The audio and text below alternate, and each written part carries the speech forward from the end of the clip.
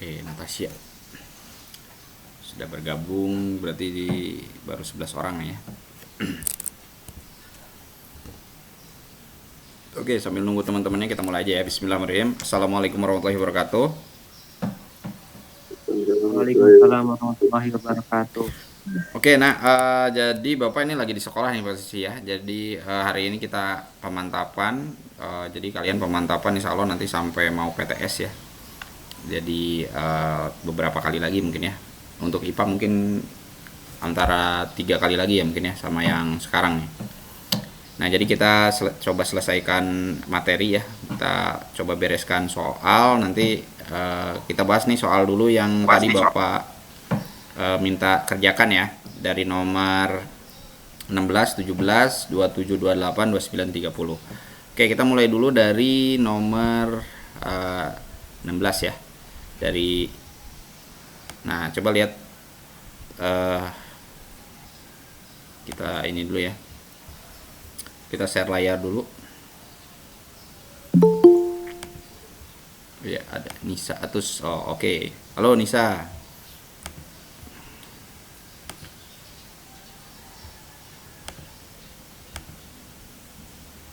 Oke. Kita akan coba share layar dulu ya. Oke, kelihatan gak, Nak? Kelihatan apa enggak? Kelihatan, Pak. Kelihatan ya. Oke, kita mulai dari nomor 16 nih ya. Nomor 16 ya. Ini ada. Oke, boleh bacakan satu orang siapa ya? Alpat ya. Alpat tolong bacain soalnya, Nak. Kelihatan gak nih soalnya nih? Ya, Pat. Percobaan yang dilakukan Dodi tersebut bertujuan untuk yang dari apa? Oh, yang A ya. Oke, mantap. Ada yang tahu jawaban ini siapa tadi? Alpat ya. Betul apa salah? Betul. Betul. Oke, betul ya. Memang betul jawabannya. Jadi nak pertama mungkin nanti soalnya ini bisa diganti lagi ya. Mungkin saja soalnya bisa diganti ada orang yang sedang bercermin. Kemudian dia menghembuskan napas. Apa yang terjadi pada cerminnya, Nak? B. B, Pak. Iya, yang B ya, bahwa nanti udara akan menghasilkan. Ini udah dibahas belum ya kemarin? Belum. Oh, belum ya. Oke, tapi udah pada mantep nih. Jadi nanti sebentar ya, Bapak ini dulu nih.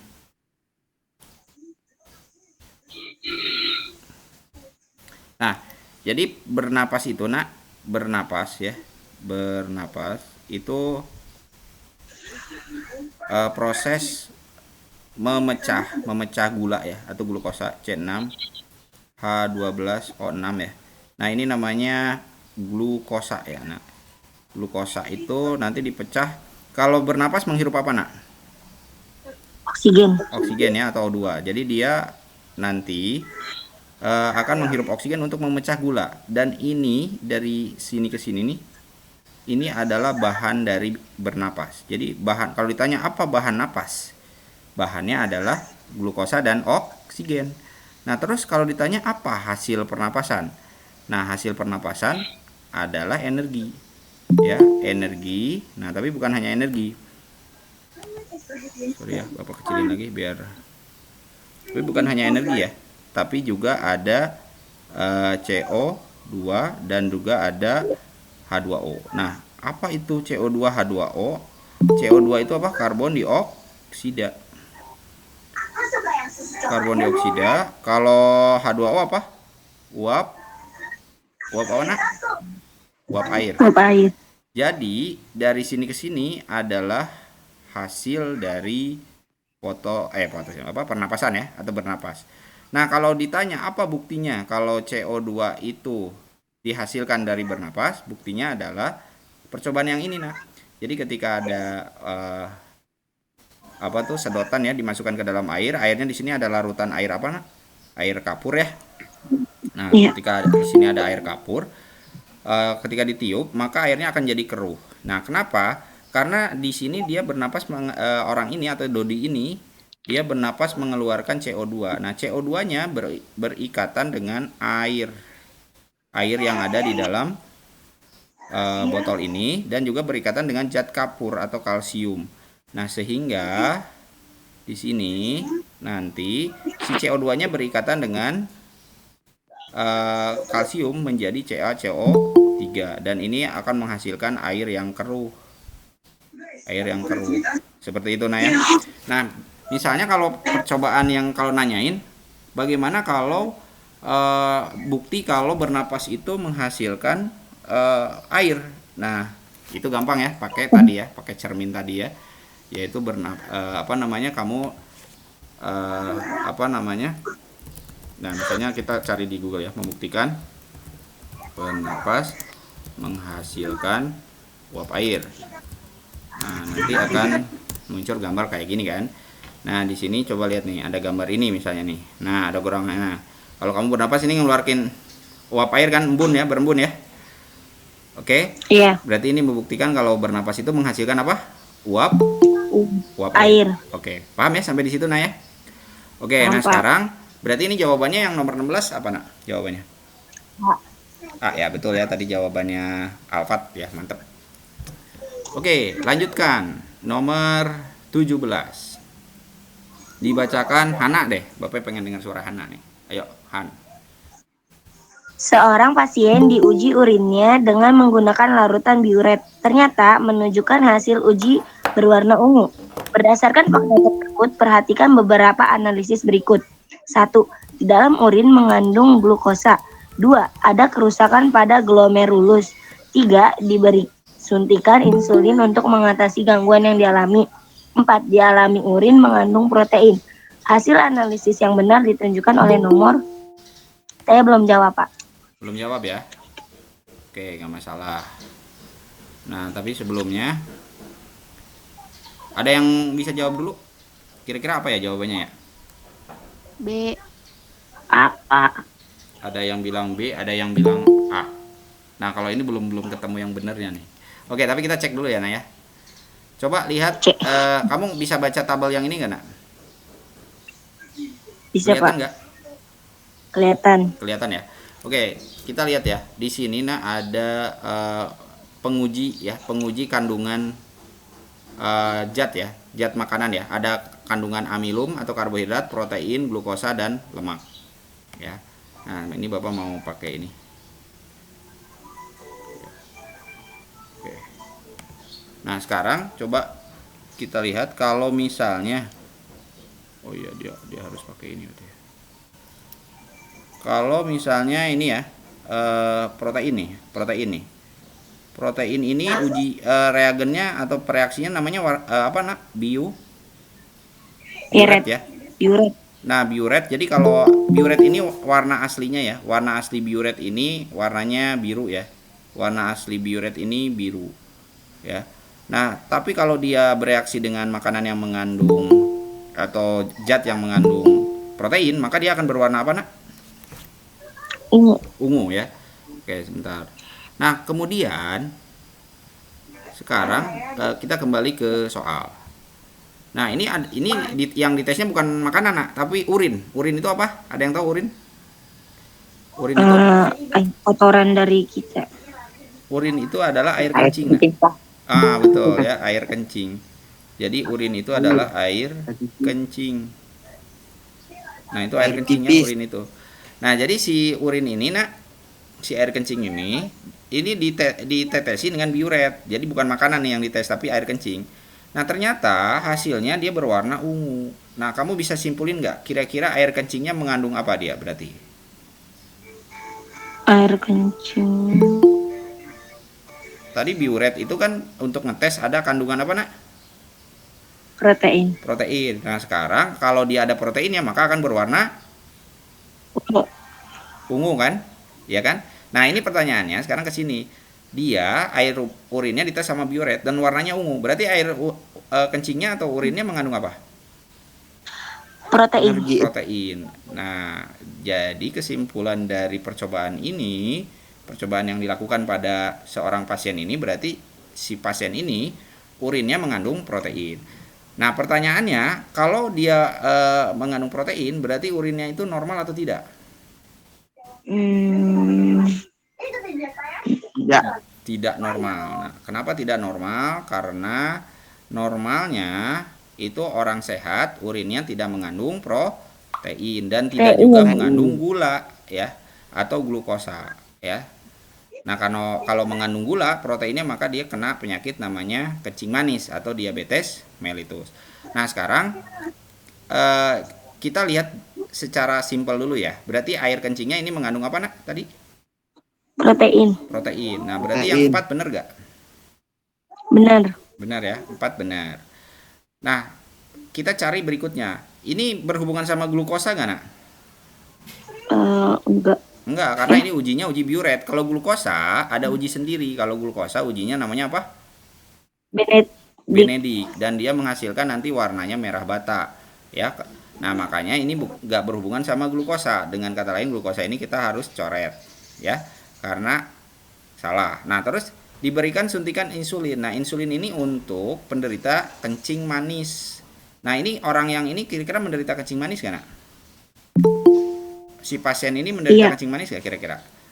Nah, ini kan yang dites proteinnya ya. Jadi ini sebenarnya berhubungan satu berhubungan sama yang nomor 3. Artinya ini juga belum tepat. Nah, berarti tinggal satu lagi nih. Nomor berapa nih? 2. Nomor 2. Nah, cuma kamu harus tahu dulu apa itu glomerulus ya. Apa itu glomerulus? Oke, kita cek dulu nih. Kita lihat nah nih, nah coba lihat nih semuanya ya. Nah, ini kalau Bapak perlihatkan ini gambar apa ya? Ini gambar apa ya? Pak? Nih ada tulisannya. Ini gambar apa? Ginjal. Nah, ginjal ini nak setiap segini nih, setiap kotak ini, ginjal ini mengandung nama bagiannya namanya nefron. Nefron ini terdiri dari pembuluh-pembuluh darah. Jadi ginjal ini fungsi utamanya adalah menyaring darah. Darah yang kotor akan masuk melalui pembuluh darah yang berwarna apa ini nak? Merah, dan dia nanti akan keluar darah yang sudah bersih melalui pembuluh darah warna apa ini? Biru. Warna biru ya. Jadi fungsi utama dari ginjal ini menyaring darah. Nah, menyaring dari apa? Yang disaring sebenarnya adalah kotoran ya kan, atau zat-zat yang sudah tidak diperlukan lagi. Artinya yang kotornya nanti dibuang kemana? Ke urin ini ya, melalui urin dia akan dibuang ke kantung kemih ya, terus baru nanti dibuang dalam bentuk air kencing kan atau urin ya. Jadi produk atau hasil dari proses yang terjadi di ginjal adalah urin ya. Nah, pertanyaannya, apakah protein itu harus ada di urin? Boleh gak protein itu ada di urin? Tidak boleh ya, karena protein itu masih diperlukan oleh tubuh. Harusnya itu jangan sampai dibuang. Nah, kenyataannya dibuang. Berarti ada yang salah. Yang salah di bagian mana? Itu pertanyaannya. Nah, di dalam ginjal kita ada bagian yang menyaring zat-zat yang masih diperlukan tubuh, yaitu bagian apa? Glomerulus. Apa nak? Coba diulangi. Glomerulus. Jadi kalau glomerulusnya rusak, berarti si kemampuan menyaringnya juga akan menjadi berkurang atau bahkan hilang. Artinya nanti si zat-zat yang diperlukan atau yang masih digunakan oleh tubuh justru dia lewat atau dia akan tidak tersaring dan akhirnya ada di dalam air kencing atau akan ada di urin. Nah, dengan kata lain berarti ini glomerulusnya rusak atau benar gak? Nah, atau masih baik kalau misalnya ada protein di dalam urin? Rusak ya. Berarti nomor 2 benar salah nih? Benar. Nomor 2 berarti? Benar. Benar apa salah? Benar. Nah, ya kan? Berarti yang benar nomor 2 dan 4. C. Ya. Berarti jawabannya apa? C ya. Nah, itu untuk nomor berapa, nak? 17 ya. Oke, lanjut. Tadi nomor berapa lagi, nak? 27. Oke, kita ke nomor 27. Tadi yang bacain udah siapa? Hana. Sekarang siapa nih? Bapak cek dulu ya. Nasrul, Pak Nasrul. Masuk banyak. Oke, yang bacain Natasha deh. Natasha ya, bacain ya, Nah ya. Soalnya mana, Pak? Nggak kelihatan ya? Oke, nah ini soalnya nak. Nomor 27. Yang ini ya. Yang ini ya soalnya ya. Ya, ya, ya. Bagian yang berfungsi menghasilkan ovum ditunjukkan oleh angka B. Oke, bisa 2. langsung dijawab nak. Kalau tahu jawabannya apa nak? B. B, nomor 2. Yang lain gimana nak?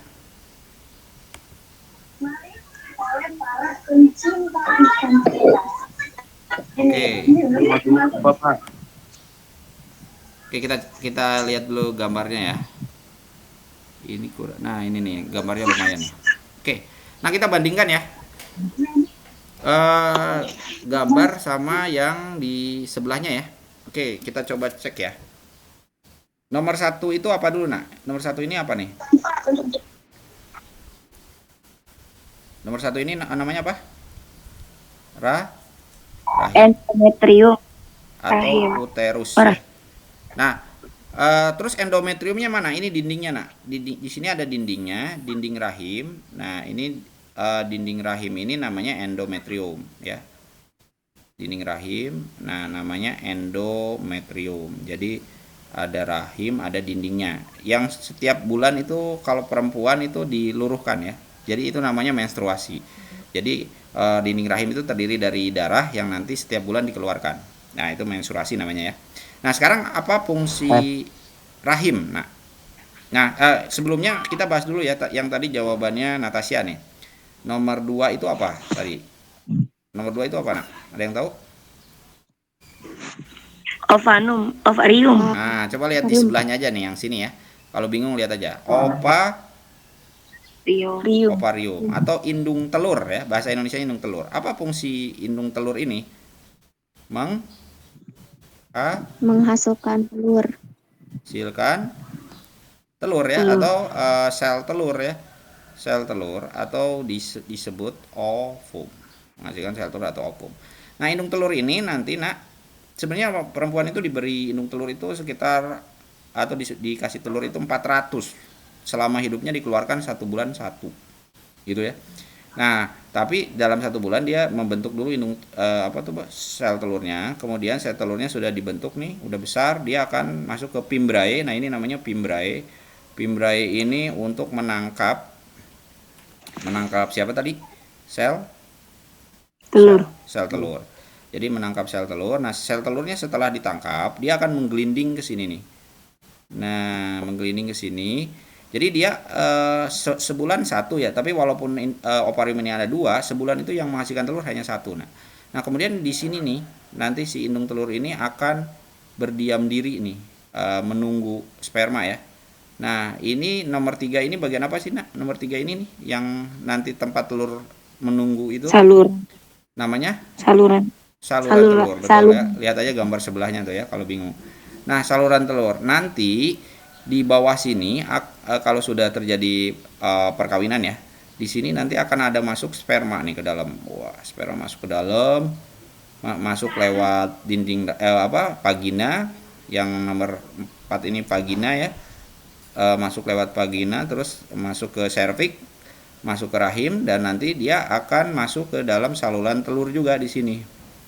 Nah, nanti dia akan bertemu dengan siapa tuh di saluran telur, si sperma ini akan ketemu dengan telurnya ya. Nah, makanya fungsi dari saluran telur ini untuk apa? Untuk terjadinya pertemuan antara sel telur dan siapa tadi? Dan sperma. Di sini atau disebutnya fertilisasi. Fertilisasi itu ketemunya sel telur dan sperma. Nah, jadi tempat fertilisasi itu saluran telur. Nah, tadi kalau fungsi vagina untuk apa ya, nak? Nah, ini dia tempat kopulasi atau masuknya sperma ya, masuk ke dalam. Nah, jadi tadi jawabannya Natasha betul apa salah, nak? Natasha jawab tadi yang B ya. Betul apa salah? Halo? Benar. Benar ya, nomor 2. Karena nomor 2 itu tadi ovarium ini fungsinya untuk menghasilkan sel telur. Gitu ya. Jadi ini harus kamu kuasain nah ya, fungsi-fungsi tiap bagiannya. Mungkin nanti yang ditanya fertilisasi terjadi di mana. Nah, kamu harus bisa jawab. Berarti fertilisasi terjadi di mana, Nak? Vagina. Hah? Vagina? Bukan, saluran telur. Saluran Salah, Pak. telur. Ya, awas, jangan vagina. Vagina itu tempat kopulasi. Ini tulisannya masih ada ya. Nah, itu yang tentang nomor 27 ya, tentang sistem reproduksi pada perempuan ya, ini pada wanita. Oke, lanjut. Sekarang kita ke nomor 28 nih. Coba bacain sama Alistia deh, Alistia ya. Bacain ya, Nak. Kelihatan nggak soalnya belum ya?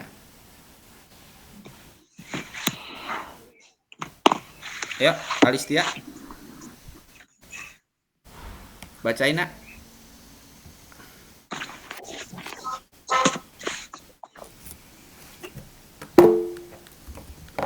Atau siapa yang mau bacain boleh?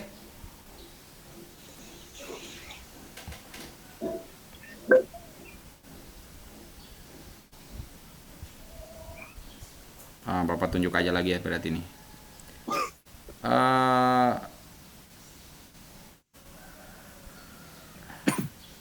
Abu Alip deh, Abu Alip.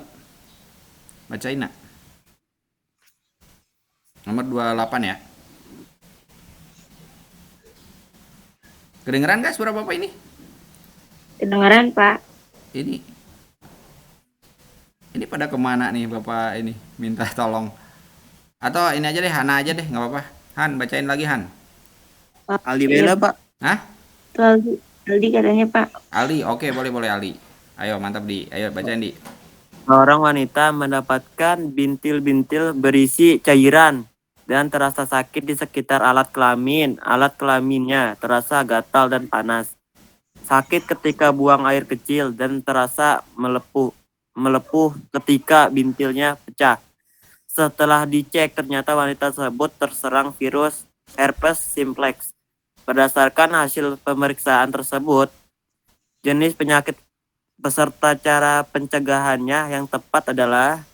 Tapi saya belum jawab, Pak. Ya nggak apa-apa. Kira-kira ada yang tahu jawabannya apa? A. Ya benar. Sebenarnya kalau kamu bingung lihat aja ini nama penyakit virusnya kan herpes simplex. Berarti nama penyakitnya juga herpes juga, tapi herpes genitalis. Nah, herpes kamu bisa lihat gambar di sampingnya Nak di sini nih. Udah ya, kelihatan ya. Nah, herpes itu penyakit kulit nah, ya. Penyakit kulit jadi bukan hanya di alat kelamin, tapi bisa juga di bibir ya, bisa juga di mana ini? Bisa juga di badan ya. Herpes ini bisa di mana-mana Nak. Nah, tapi herpes yang di alat kelamin ini disebutnya herpes genitalis. Nih, bisa kelihatan nggak gambarnya Nak? Kelihatan, Pak. Nah, ini herpes genitalis ini dia biasanya menyerang kulit yang ada di alat kelamin. Dan ini biasanya terjadi karena kurang menjaga kebersihan dan juga terjadi misalnya ya bisa juga ditularkan lewat hubungan seks bebas. Nah, herpes genitalis ini yang ini ya, herpes genitalis disebabkan virus namanya herpes simplex gitu ya. Nah, jadi ini jawabannya apa, Nak? Ya, oke. Nah, tapi ada juga sifilis. Kamu nanti kalau soalnya diganti juga harus ngerti ya. Kalau misalnya sifilis itu gimana nih? Ada yang tahu gak penyakit sifilis? Pernah dengar gak? Belum. Belum ya. Nah, misalnya Bapak ini kan sifilis ya. Sifilis ini kalau bahasa Indonesianya nama penyakitnya Raja Singa ya. Bukan dia si Simba Raja Singa, bukan. Ini nama penyakit ya. Nah, ini nih penyakit sifilis ya. Kira-kira seperti ini nih ya. Nah, sifilis ini penyakit kulit juga Nak. Dia menyebabkan bintil-bintil di daerah alat kelamin ya. Sifilis juga ditularkan lewat hubungan seksual juga, tapi bisa juga lewat memakai baju secara bergantian juga bisa ya. Coba ya kalau di laki-laki nih, nah ini nih sifilisnya nih, ini bisa juga ke kulit. Nah, dia menimbulkan nanah seperti ini. Nah, kalau di alat kelamin itu sifilis bisa menyebabkan sakit ketika kencing ya. Kalau ada di alat kelamin. Nah, seperti ini kira-kiranya. Nah, ini kalau di alat kelamin perempuan dia bisa menyebabkan seperti ini. Ini sifilis, dan sifilis juga tadi ya sama di. Nah, kalau di laki-laki bisa menyebabkan kayak gini nih ya. Nah, ini apa namanya? Penyakit menular seksual namanya. Terus ada juga HIV AIDS. Ada yang tahu HIV AIDS apa, Nak? Oke. HIV AIDS. Nah, AIDS ini atau HIV ya, itu singkatan dari Human Immunodeficiency Virus atau virus ya, yaitu virus yang menyerang kekebalan tubuh. Jadi kalau orang sudah kena HIV AIDS, dia bisa hilang kekebalannya, kekebalan tubuh ya, maaf, kekebalan virus. Dia bisa hilang kekebalan tubuhnya dan dia bisa sakit apa aja ya, artinya nanti dia bisa mudah sekali terkena penyakit. Jadi ini dia menyerang kekebalan tubuh. Nah, HIV AIDS ini ditularkan lewat apa? Jarum suntik ya. Jarum suntik secara bergantian. Ini biasanya pengguna narkoba yang menggunakan jarum suntik secara bergantian. HIV AIDS juga ini belum ada obatnya sampai sekarang. Nah, artinya kalau kena HIV AIDS biasanya berujung kematian. Ya. Terus HIV AIDS ini juga bisa diturunkan ke anak ya. Nah, ini bahaya ya. Terus yang terakhir ini ada gonore. Ada yang tahu penyakit gonore apa? Oke, kalau nggak tahu kita tanya Mbah Google nih ya. Gonore ini kencing nanah ya kalau bahasa Indonesianya nih. Nah, coba lihat nih di sini. Nah, gonore ini nih. Nah, ini misalnya ya, penyakit gonore ini biasanya banyaknya pada laki-laki ya. Tapi bisa ditularkan kepada perempuan. Ini kalau kencing biasanya air kencing ini keluar nanah. Karena apa? Karena ada infeksi di saluran kencingnya. Seperti itu ya. Nah, ini bisa terjadi karena apa? Karena hubungan seksual secara bebas. Jadi berhati-hati dengan gonore ini ya. Gonore ini disebabkan oleh bakteri. Penyebabnya bakteri. Nama bakterinya adalah Neisseria gonorrhoeae. Nah, ini nama bakterinya ya, Neisseria gonorrhoeae. Ini nama bakteri yang menyebabkan penyakit gonore. Oke, itu ya. Itu sedikit tentang penyakit menular seksual. Bentar, Pak, lagi nyatet, Pak. Skip dulu, Bapak. Lagi nyatet, Bapak. Taruh bentar. Iya, oke. Neisseria gonorrhoeae. Oke, siap. Bagus ya, dicatat. Bentar. Oke, berikutnya sambil dibacain aja ya. Ini nomor 29.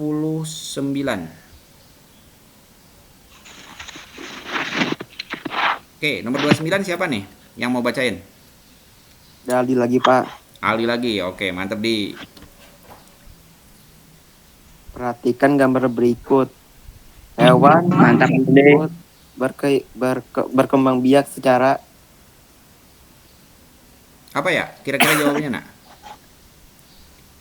C. C, membelah Saya diri. membelah diri. Oh iya, oke, sip. Sebenarnya sih gampang ya, ini pertanyaan paling gampang. Harusnya bonus nih kamu kalau dapat soal kayak gini, ini bonus nih, gampang ya. Betul ya, jawabannya Mau, membelah diri. Tapi gimana hewan ini dong? apa, Nak? Ada yang tahu hewan ini namanya apa? Amuba. Itu apa, Pak? Amuba ya, betul. Nama hewannya adalah amuba. Nah, ini amuba ya. Nah, kayak gini lah. Amuba itu banyak di selokan, Nak. Kelihatan nggak? Agak kelihatan, tapi dia bisa dilihat pakai mikroskop. Ya, contoh amuba. Nah, amuba ini berkembang biaknya dari satu dia jadi dua. Nah, itu dan nggak usah ada jantan atau betina. Dia dengan satu tubuh aja bisa menjadi dua tubuh. Atau bisa jadi dua anak. Dari satu induk bisa jadi dua anak. Itu namanya membelah diri. Beda halnya dengan fragmentasi. Kalau fragmentasi ada yang tahu contoh hewan yang berkembang biak dengan cara fragmentasi? Ada yang tahu? tidak. Ada yang tahu si Patrick? Bintang laut, Pak. Bintang. Oke, si Patrick itu bintang laut. Laut. Nah, bintang laut ini berkembang biak dengan cara tadi, fragmentasi. Misalnya ya, Bapak cari gambarnya nih, biar gampang. Bintang laut, fragmentasi. Oke, coba lihat ya. Nah, ini bisa lihat gambarnya ya. Ini gambar apa, Nak? Oh iya. Bintang laut. Satu Bintang. utuh. Bintang laut ya, si Patrick ya. Si Patrick ini atau bintang laut ini kalau misalnya satu lengannya putus, maka dia akan berkembang jadi lengan yang baru. Nah, gitu ya. Dan dia berkembang biak, jadi dia nggak usah ada jantan, nggak usah ada betina. Jadi dia bisa sendiri aja bisa menghasilkan anak gitu. Ya, itu namanya fragmentasi. Pasti. Nah, terus ini kan bicara hewan ya. Emang ada hewan yang bisa membentuk tunas? Ada. Nah, ada yang tahu? Ini juga masih berhubungan sama film SpongeBob juga nih. Ya, yang ditangkap Patrick sama SpongeBob itu siapa ya? Ubur-ubur. Ubur-ubur, betul. Ini contohnya hewan yang bisa membentuk tunas itu adalah ubur-ubur. Kita coba lihat ubur-ubur ya. Kita coba lihat ubur-ubur. Nah, ubur-ubur ini nak, jadi kalau kamu lihat nih, nah ini Bapak perbesar ya. Dia kalau lagi berenang kan seperti ini ya. Dia lagi berenang ya. Tapi setelah dia fase hidupnya berenang, dia akan menjadi larva atau seperti ulet. Nanti dia akan masuk ke dasar perairan. Udah gitu dia jadi tunas. Nah, tunasnya disebut tunas apa nih? Kebaca gak nak? Enggak. Tunas polio. Polip. Namanya tunas polip. Jadi dia jadi tunas, udah gitu dia tunasnya akan putus, kemudian berenang lagi. Nah, kalau keistimewaan dari ubur-ubur ini, dia sudah begini bisa jadi larva dan artinya dia bisa abadi, nah, bisa hidup terus. Walaupun tetap aja berganti ya. Jadi dia bisa dari tua jadi muda lagi gitu ya. Ini keistimewaan dari ubur-ubur. Nah, tapi dia bisa membentuk tunas ya. Terus satu lagi ada namanya parthenogenesis. Nah, ada yang tahu parthenogenesis contoh hewannya apa ya? Lebah. Pintar, lebah betul. Lebah dan komodo. Oke, kamu tahu parthenogenesis itu apa? Ada yang tahu? Jadi kalau ayam itu ya, ayam bertelur ya. Ada jantannya nggak, Bapak? Tanya, ada jantannya nggak kalau ayam? Ada ya? Ada. Jadi si ayam itu nanti bertelur setelah dibuahi oleh jantannya. Nah, tapi kalau komodo, nah, jadi dia bertelur tanpa dibuahi, ya. Dia artinya nggak ada jantan, tapi dia bertelur. Kemudian telurnya menetas jadi komodo yang baru. Nah, misalnya ini pada lebah. Lebah juga sama, nah. Dari satu ratu, ini contoh lebah ya. Dari satu ratu ini, ada ratunya nih yang besar mana ya ratunya? Ratu lebah ya, coba ya. Misalnya dari satu ratu yang besar itu menghasilkan telur. Nah, ini ratunya ya. Nah, ratu yang gede sendiri nih. Ini ya. Ratu yang gede sendiri ini menghasilkan anak-anaknya dan anak-anaknya itu nggak ada jantannya. Jadi itu namanya parthenogenesis. Dari telur langsung jadi anak. Nah, sama juga dengan komodo ya. Komodo juga dari satu komodo betina itu bisa menghasilkan nah ini ya komodo ini, jadi dia lahir itu nggak ada bapaknya, nah jadi dari ibunya bertelur terus menetas jadi komodo, jadi nggak ada bapaknya. Nah itu keistimewaan dari parthenogenesis. Jadi kalau secara ininya parthenogenesis itu telur yang tidak dibuahi, telur yang tidak ada jantannya ya, berarti tidak dibuahi atau tidak dibuahi oleh sperma.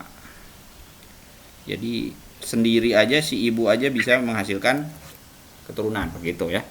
Itu namanya parthenogenesis. Oke. Berikutnya nomor 30. Nah, masih Aldi yang mau bacain, boleh Di? Dulu Pak. Perhatikan gambar berikut. Tumbuhan tersebut berkembang biak dengan Apa nih? Ada yang bisa jawab gak? B kali. B. Pak, kayaknya Pak. A B. A atau B? Oke, nggak apa-apa, kan lagi belajar, salah juga nggak apa-apa. Oke, ini tumbuhannya kita sepakati dulu. Tumbuhannya apa ini? jamur. Oke, benar ya. Tumbuhannya ini adalah jamur. Kamu ada yang tahu jamur itu punya bunga atau enggak? Enggak. Nggak punya ya, jamur itu nggak punya bunga. Tapi untuk berkembang biak, jamur menggunakan apanya? Batang. Batang. Oke, Parah. jamur itu, oh ya, ini dia loncat sendiri. Jamur itu berkembang biak menggunakan sporanya. Nah, jadi jamur itu berkembang biak menggunakan sporanya. Oke, kita coba lihat spora jamur ya, Bu, biar kamu tahu ya. Jamur itu dia punya spora. Nah, oke, jadi gini, perkembangbiakan jamur ya. Jamur ini, kelihatan nggak gambarnya, Nak?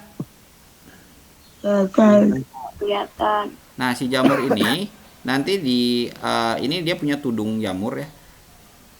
Kemudian si di dalam tudungnya ini ada spora-sporanya ya. Sporanya itu jatuh, kemudian sporanya itu nanti berkembang ya. Nah, sporanya ini uniknya dia ada spora jantan, ada spora betina. Nah, nanti sporanya itu berkembang jadi hipa namanya. Hipa ini kayak benang-benang. Nah, si hipanya itu ada yang plus, ada yang minus. Ini kayak jantan dan betina ya. Kemudian si plus minus ini nanti akan bertemu nih, akan saling membuahi. Nah, akhirnya dia jadi calon jamur muda yang nantinya akan berkembang jadi jamur remaja nih, baru nanti jadi jamur dewasa. Jadi kesimpulannya nih, jamur berkembang biak dengan cara apa, Nak? Spora. Spora ya. Spora ini kayak serbuk-serbuk halus gitu ya, Nak ya. Jadi spora ini biasanya akan tumbuh ketika lembab. Jadi makanya kalau jamur itu hidup di tempat yang lembab. Nah, kalau rhizoma, ada yang tahu nggak rhizoma contohnya apa ya?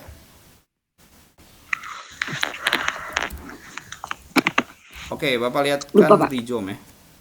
Nah, ada yang tahu pohon ini namanya pohon apa nih? Tanaman apa? Jahe. Tanaman apa nih?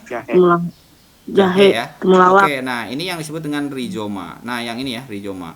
Rhizoma ini, Nak, itu adalah sebenarnya yang dimakan di sini nih. Kalau yang lihat di sini rhizoma ini sebenarnya bukan akar ya. Kamu lihatnya kan ini akar nih, kunyit akar, jahe akar ya. Sebenarnya rhizoma itu bukan akar, tapi dia adalah batang. Tapi batangnya tumbuh. Biasanya kan batang tumbuh di atas tanah ya. Tapi dia batang yang tumbuh di bawah tanah. Nah, contohnya misalnya kunyit ya, jahe dan teman-temannya itu. Nah, bagaimana dengan tunas adventif? Ada yang pernah lihat tunas adventif nggak? Cocor bebek. Cocor bebek, pintar. Nah, misalnya ini nih, tanaman yang sedang Bapak search ini tanaman apa namanya? Cocor bebek. Ya, daun-daunnya ini di dalam daunnya ada tunas. Jadi tunas adventif itu sebenarnya tunas yang tumbuh di daun ya. Tunas daun aja ya. Nah, contohnya adalah cocor bebek. Oke, satu lagi, ada yang tahu geragi nggak, Nak? Geragi. Ada yang tahu? Geragi. Strawberry. Nggak ada yang tahu. Oke, geragi. Geragi ini, nah ini tanaman apa, Nak? Yang ini tanaman apa ya? Pakai Tanaman apa ini? Ada yang tahu? Apa itu ya? Nah, kalau ada buahnya tahu kali ini. Ini tanaman apa nih? Strawberry. Jadi strawberry ini, Nak, punya stolon namanya. Stolon itu bahasa lainnya geragi. Nah, stolon ini, lihat ya kalau gambarnya yang jelas yang ini. Nah, stolon ini dia batang yang tumbuh di atas tanah. Beda kalau tadi rhizoma batangnya di bawah tanah ya. Kalau ini batang tumbuh di atas tanah, tapi merambat, Nah, atas tanah, dan kemudian dia nanti membentuk tunas yang baru. Nah, membentuk tunas yang baru dan akhirnya tumbuh menjadi tumbuhan yang baru. Nah, kalau ini diputus, kalau ini di-cut, ini nanti akan jadi tumbuhan yang baru ya. Tumbuh di atas tanah ya, batang tumbuh di atas tanah. Ini hapus dulu deh. Oke, Kalau timun suri sama nggak, Pak? Nah, oke, pertanyaan bagus. Kalau timun suri bagaimana? Kalau timun suri beda, Nah. Kalau timun suri dia tidak merambat kayak gini ya. Beda ya. Timun suri itu lewat umbi namanya. Jadi timun suri itu berkembang biak lewat umbi. Umbi namanya umbi akar ya kalau timun suri ya. Timun suri itu ya itu ubi ya, maaf, ubi. Timun suri betul pakai ini. Iya ya. Bapak keliru nih ya. Timun suri ya betul. Timun suri bisa pakai ini, tapi dia bisa juga pakai biji. Sama juga ini ya, stroberi juga bisa pakai biji, bisa juga pakai stolon. Ya. Oh iya ya, timun suri ya, kirain Bapak ubi ya. Kalau ubi itu umbi akar. Jadi ini namanya apa, Nak? Ininya contoh tanamannya tadi apa? Strawberry. Strawberry. Nama lain geragi tadi ada yang tahu namanya apa? Tolon. Stolon. Ya, stolon atau geragi. Nah, nanti pertanyaan di US mungkin Bapak akan ganti apakah jadi rhizoma, apakah jadi tunas arpenti, apa geragi. Kamu harus tahu keempat-empatnya ini ya. Jadi biar kamu nanti bisa menjawab kalaupun pertanyaannya diganti gitu. Oke, kita sampai nomor 30 dulu ya, Nah ya. Udah lebih 3 menit nih. Ada pertanyaan dulu sampai di sini? Tidak. Tidak. Tidak ya, aman ya? Tidak, udah paham apa bingung nih? Paham. Paham ya? Oke. Sampai akhir masih 13 orang. Oke, bagus. Aldi tuh kelihatan tuh gantengnya. Oke. Oke, nah. Hari ini kita sampai di sini ya. Alfa juga tuh ya. Oke, hari ini kita sampai di sini. Ketemu lagi minggu depan ya. Masih sekitar 2 pertemuan lagi. Tetap semangat ya. Oke, nanti kita bahas nomor 31 ya berikutnya ya. 31 sampai 40 ya. 31 sampai 40. Nanti 31 sampai 35 ya. Karena 40-nya udah esai itu. Baik, hari ini kita sampai di sini anak-anak. Ada pertanyaan nih. Bapak kasih kesempatan terakhir nih. Udah Masuk kalau Oke. Enggak ada. Kalau sudah nanti dipelajari lagi ya Bapak, ada rekamannya, nanti boleh dipelajari lagi. Kalau ada yang lupa atau belum tercatat, nanti bisa dilihat lagi rekamannya ya. Tapi Bapak minta semuanya lebih baik kamu ikut Google Meet langsung aja ya, biar nanti kamu nggak usah menunda-nunda. Nanti kalau lihatnya belakangan, biasanya akan lebih susah dibanding kalau langsung live kayak gini, biasanya akan lebih cepat paham dan bisa berinteraksi sama Bapak juga ya. Baik, itu aja untuk hari ini. Bapak tutup. Billahi taufiq wal hidayah. Wassalamualaikum warahmatullahi wabarakatuh. Silakan boleh lip, Nak ya. Terima kasih ya. Terima kasih, Pak. Oke. Yo.